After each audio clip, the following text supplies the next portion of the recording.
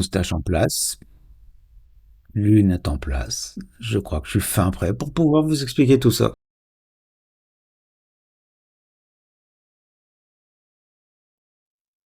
En mathématiques, le dénombrement est la détermination du nombre d'éléments d'un ensemble. Alors, en général, on l'obtient par un comptage ou par un calcul de son cardinal à l'aide de techniques combinatoires. Alors les techniques combinatoires vont être des techniques qui vont nous permettre de dénombrer un certain nombre de choses sans s'amuser à décrire tout ce qu'on obtient. On imagine très vite que la description est extrêmement difficile.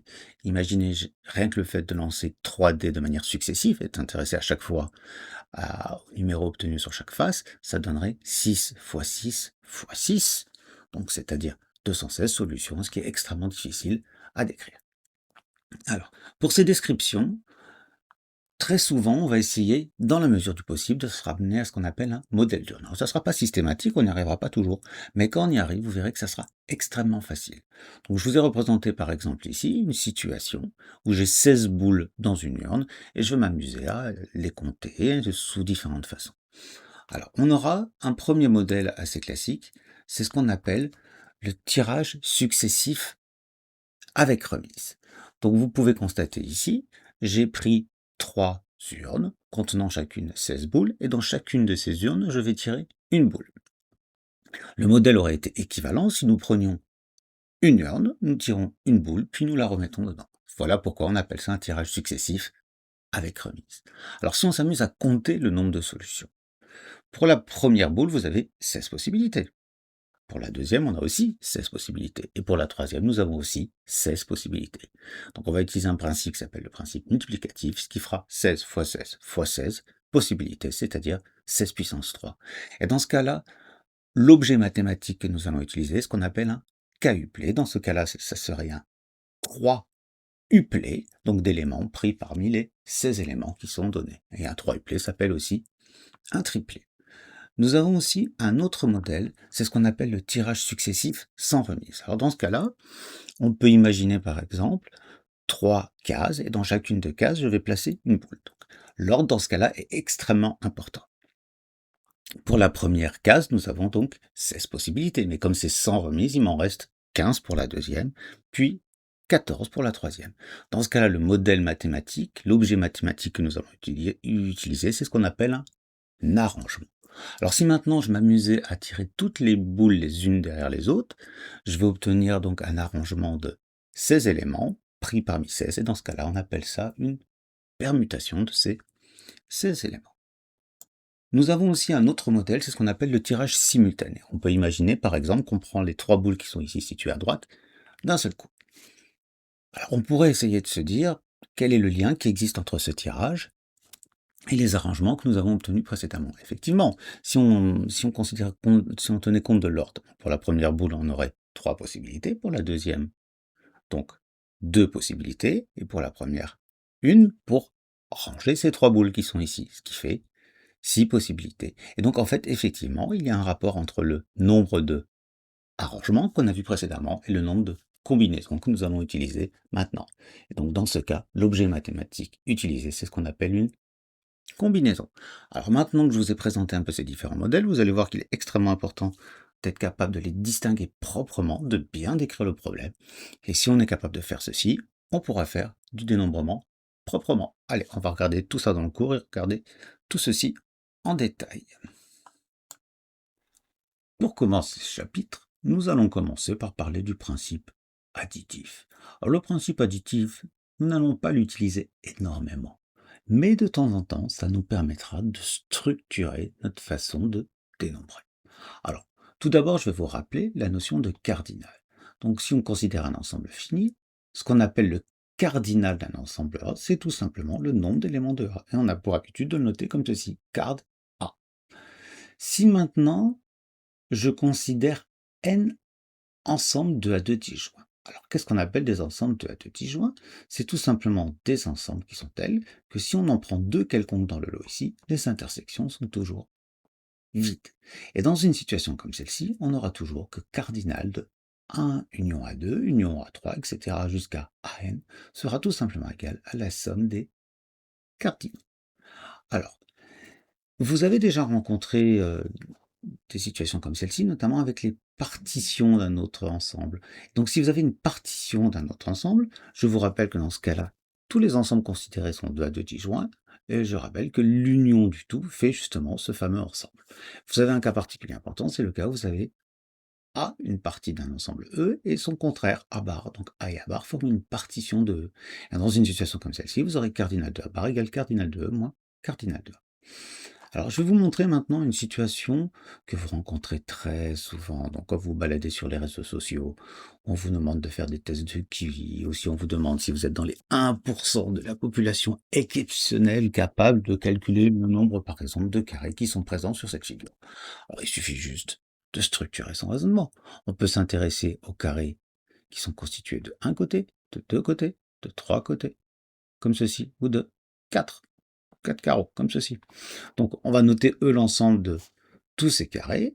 On va noter A1, A2, A3, A4 respectivement l'ensemble des carrés ayant pour côté 1, 2, 3, 4 carreaux, hein, soit 1, soit 2, soit 3, soit 4. Et il suffit juste de compter maintenant.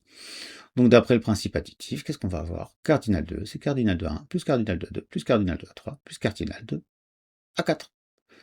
Et voilà, il suffira d'additionner et nous obtenons immédiatement le résultat. Alors une petite remarque, hein, si A et B sont quelconques, c'est-à-dire ne sont pas nécessairement disjoints, je rappelle une formule que vous avez déjà rencontrée, cardinal de A union B, c'est cardinal de A plus cardinal de B moins cardinal de A inter B, parce qu'on va le compter deux fois, tout simplement. Nous allons maintenant nous intéresser au produit cartésien de deux ensembles finis et non vides. On va voir pourquoi ensuite. Alors le produit cartésien de A par B, noté A croix B, alors ça se lit pas fois, ça se lit A croix B, c'est l'ensemble de tous les couples X, Y, alors quand on parle de couple, l'ordre est important, formés d'un élément X de A suivi d'un élément Y de B. Alors on va définir de la même façon le produit cartésien de 3, 4, n ensemble, autant de fois qu'on veut. Alors en fait, ça consiste tout simplement à distribuer tous les éléments de A par rapport à chaque élément de B. Donc c'est l'ensemble à croix B, c'est l'ensemble des couples XY, tels que X appartient à A et tel que Y appartient à B. Je vais vous donner tout de suite un exemple. Imaginons par exemple l'ensemble A constitué de 1, 2 et 3 et l'ensemble B constitué de A et B. Donc si on distribue tout, on va avoir 1 qui peut aller avec A, 2 qui peut aussi aller avec A, 3 avec A. De la même façon, 1 peut aller avec B, 2 avec B et 3 avec B. Et donc nous obtenons ici 6 couples. Par contre, B croix A, c'est dans l'autre sens. Donc cette fois, ça sera cette fois A avec 1, A avec 2, A avec 3, et de la même façon, ceci. Voilà pourquoi, de façon générale, nous avons A croix B qui est différent de B croix A. Donc l'ordre d'un produit cartésien est important. De toute façon, à partir du moment où on utilise la notion de couple, vous avez déjà rencontré ça pour les couples de coordonnées, vous savez très bien que le point de coordonnées 2, 3 n'est pas situé au même endroit que le point de coordonnées 3, 2. Alors, je vous ai dit tout à l'heure qu'il fallait que ça soit non vide, hein. Effectivement, si vous avez A qui est l'ensemble vide ou encore B qui est l'ensemble vide, alors le produit cartésien A croix B sera aussi l'ensemble vide. Donc ça ne va pas nous intéresser. Autre chose, le produit cartésien d'un ensemble infini par un ensemble infini est bien sûr infini aussi. Donc on va rencontrer de temps en temps R croix R, ce qu'on va noter R carré. De la même façon, on pourrait parler de R cube, R puissance 4, etc. C'est des choses qu'on retrouvera notamment en géométrie dans l'espace. Alors maintenant, soit A un ensemble fini non vide et K un antinaturel non nul. Donc comme je viens de vous le dire, ce qu'on note A puissance K, c'est tout simplement A, etc. K fois. Et les éléments de AK sont des couples, ou des triplés, ou des quadruplés. Donc on couple quand K égale 2, triplé quand K égale 3, etc.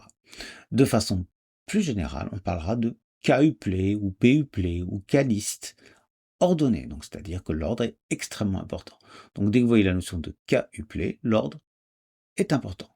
Donc comme je vous l'ai dit tout à l'heure, les coordonnées dans le plan ou dans l'espace offrent de bons exemples de situations où on a ceci. Alors, un exemple, on dispose de 3D tétraédriques. Alors, je rappelle qu'un tétraèdre, c'est tout simplement une pyramide à base triangulaire. Un bleu, un rouge, un jaune, dont les faces sont marquées de 1 à 4.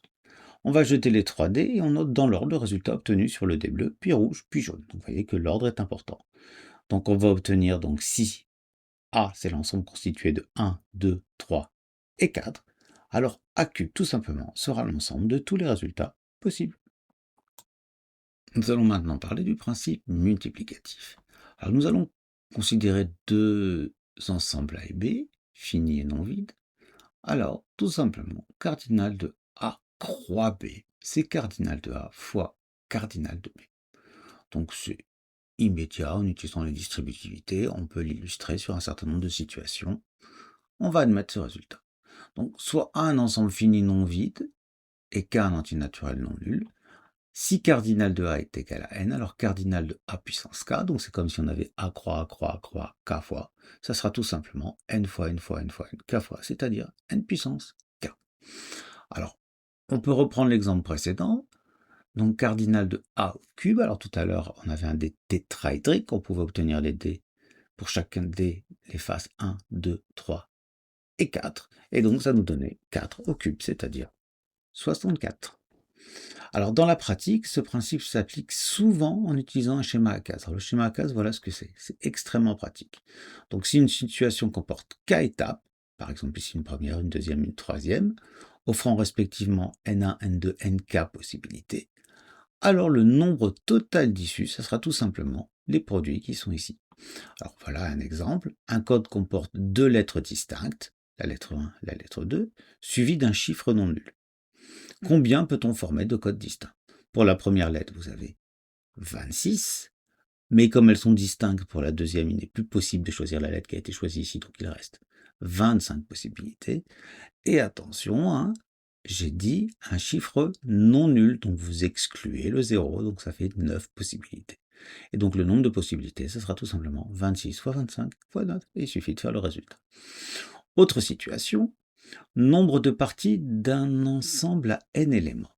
Alors ça, c'est un exemple fameux à connaître, hein. Donc on va considérer A un ensemble tel que son cardinal est égal à n. La question, c'est combien de parties différentes contient A. Alors qu'est-ce que c'est qu'une partie? C'est un ensemble contenant un élément, deux éléments, trois éléments, quatre éléments, voire même aucun élément, ou tous les éléments. Donc pour voir ceci, il suffit pour chaque élément de se poser la question, appartient-il ou non à la partie choisie?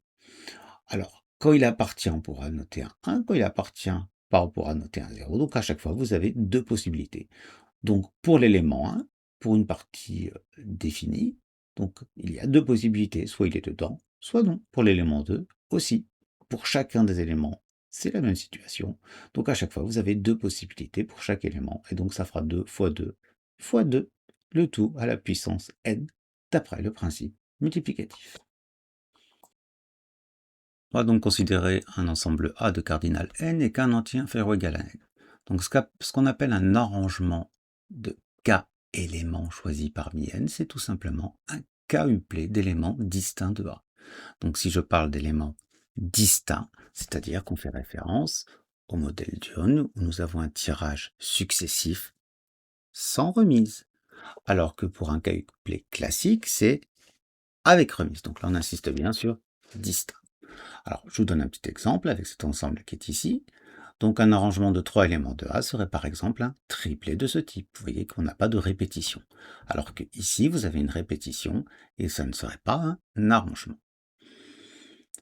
Alors, on va essayer de dénombrer le nombre d'arrangements de K éléments de A.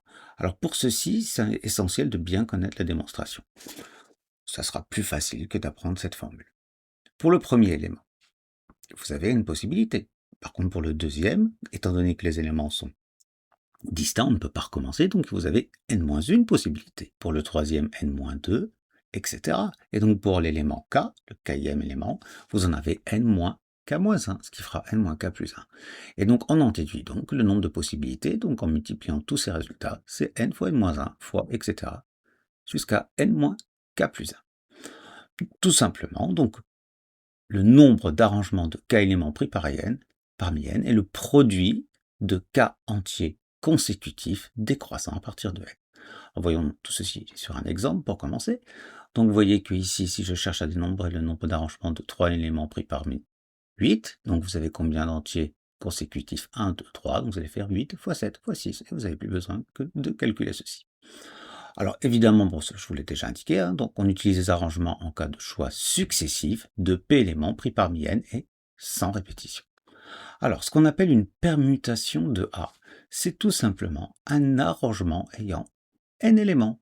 Donc là, vous voyez, je considère cet ensemble A. Donc une permutation de ces éléments serait par exemple un sextuplé de cette nature ou encore de cette nature. Et donc, dans ces deux situations, nous avons des permutations de A. Donc on va noter factoriel n.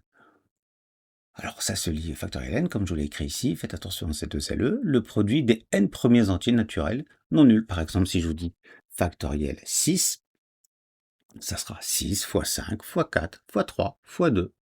Le fois 1, on peut l'indiquer, mais il ne sert à rien. Factoriel 3, c'est 3 fois 2. Alors par convention, on posera toujours que factoriel 0, c'est 1. Alors dans ce cas-là, on a une nouvelle formule que je vous invite à apprendre, il faut absolument la connaître. Donc le nombre d'arrangements de k éléments pris parmi n, ce sera tout simplement factoriel n sur factoriel n-k. Et le nombre de permutations de A, alors vous voyez que dans notre situation qui est ici, on avait 6 possibilités pour le premier, 5 pour le deuxième, 4 pour le troisième, etc. Donc ça ferait 6 fois 5 fois 4 fois 3 fois 2 fois 1, et c'est donc bien factoriel 6. Et donc le nombre de permutations de A, c'est tout simplement factoriel n. C'est à retenir. Donc pour terminer, on utilise les permutations dans les cas où on veut ordonner tous les éléments d'un ensemble sans répétition. On considère toujours notre ensemble A de cardinal n. Alors, une partie à k éléments de A est tout simplement une combinaison de k éléments de A. Alors, j'ai bien indiqué partie. Il va falloir être extrêmement prudent sur les notations utilisées. Vous voyez qu'ici, j'ai choisi de mettre des accolades et non pas des parenthèses. C'est-à-dire que l'ordre n'est absolument pas important. C'est-à-dire que vous choisissiez l'ensemble contenant 2, 5, 6 ou encore 5, 2 et 6 ou 2, 6, 5, c'est la même chose. Donc dans les deux cas, vous voyez, donc on a deux combinaisons identiques à trois éléments de A. Alors le fait d'utiliser les accolades donc signifie que l'ordre d'écriture n'est pas important. Vous retenez ceci, c'est fondamental. On va prendre un élément A, donc toujours pareil, de cardinal n, k inférieur ou égal à n. Donc le nombre de combinaisons de k éléments de A, ça sera tout simplement ceci. On retrouve le nombre d'arrangements qu'on va diviser par factoriel k, qu'on peut écrire aussi sous la forme suivante, factoriel n sur factoriel n moins k fois factoriel k. Alors on va le noter de la façon suivante. Un petit k et un n au-dessus, comme ceci, ça se lit k parmi n. Alors l'ancienne notation que moi j'utilisais quand j'étais élève, c'est celle-ci. Vous voyez que cette fois le k est en haut et le n est en bas. Alors on la retrouve dans certains manuels, donc il est bien de la connaître et elle ressemble à la notation utilisée pour les arrangements. Alors ces nombres que vous avez ici s'appellent les coefficients binomiaux. Pour ceux qui font maths experte, vous l'avez rencontré dans le cadre du binôme de Newton. Alors pour la preuve, je vous en ai déjà un petit peu parlé. Donc on va dénombrer les arrangements de k éléments d'un ensemble fini A de cardinal n. Donc un arrangement est caractérisé par quoi? Le choix d'une partie de A à k éléments. Il y en a k parmi n. Donc voilà le nombre de parties de A à k éléments. Et à chaque fois, la façon d'ordonner les k éléments de la partie choisie. Il y en a factoriel k. Donc voilà pourquoi nous avons que le nombre d'arrangements donc de k éléments pris parmi n, c'est factoriel k fois k pris parmi n. Et donc on en déduit donc cette formule. Et vous voyez le lien qu'il existe entre le nombre de combinaisons de k éléments pris parmi n et le nombre d'arrangements de k éléments pris parmi n. On a ce fameux rapport de factoriel k. Donc un petit exemple, voilà ceci. Donc cet ensemble choisi, donc le nombre de combinaisons de 3 éléments pris parmi 6, ça sera factoriel 6 sur factoriel 3, factoriel 3. Le calcul est aisé à faire et on obtient 20. Il y a donc 20 combinaisons à 3 éléments de A. Alors une petite remarque, l'ensemble des parties d'un ensemble A à n éléments est constitué des parties A. Donc soit 0 éléments, 1 élément, 2 éléments ou encore n éléments. Ainsi, le nombre de parties de A est, je rappelle que si c'est le symbole de sommation, c'est la somme de k égale 0 à n des k pris parmi n. Or, on a déjà vu que le nombre des parties de A, c'est 2 puissance n. Et donc, on en déduit cette jolie formule que vous avez ici. Nous allons maintenant nous intéresser à ces deux propriétés. À chaque fois, je vais vous proposer deux démonstrations. Une démonstration par une méthode combinatoire et une démonstration par le calcul. Il faut savoir que les démonstrations par les méthodes combinatoires sont nettement plus jolies. Alors, K pris parmi n représente le nombre de parties de K éléments d'un ensemble A à n éléments. Mais pour chaque partie à K éléments que vous allez choisir, vous pouvez aussi considérer son complémentaire. Mais si la partie a K éléments, son complémentaire aura n-K éléments. Et voilà tout simplement pourquoi K pris parmi n est égal à n-K pris parmi n. Donc un exemple simple, 2 pris parmi 8 sera exactement la même chose que 6 pris parmi 8. La démonstration par le calcul, bon, est un petit peu plus bourrin, on va dire, mais ça fonctionne bien, je vous laisse le faire. On va s'intéresser maintenant à cette deuxième propriété. Donc on va choisir n, bien sûr, plus supérieur ou égal à 1, et k compris entre 1 et n-1. Donc je prétends que k plus 1 pris parmi n plus 1, c'est la même chose que k pris parmi n plus k plus 1 pris parmi n. Alors pour faire cette démonstration, on va considérer un ensemble A à n plus 1 élément, avec n supérieur ou égal à 1, et on va prendre un élément à fixer, qu'on choisit, peu importe où il est. Et on va essayer de partitionner donc les parties à k plus 1 élément de A suivant deux catégories, celles ne contenant pas A et celles contenant A. Donc si elles ne contiennent pas A, donc on en aura k plus 1 pris parmi les n qui restent qui sont autres que A. Donc on aura k plus 1 pris parmi n. Mais si elles contiennent A, donc vous avez déjà le A. Donc vous n'avez plus besoin que de choisir k éléments pris parmi, non pas n plus 1, mais n, car vous avez déjà A. Donc, comme ces deux catégories constituent une partition de l'ensemble des parties de k éléments de A, on aura d'après le principe additif k plus 1 pris parmi n plus 1 égale k parmi n plus k plus 1 pris parmi n, tout simplement. Alors, on aurait pu faire la démonstration par le calcul, donc voilà, ça marche. Indiscutablement, ça fonctionne. Faites-vous plaisir. Voilà.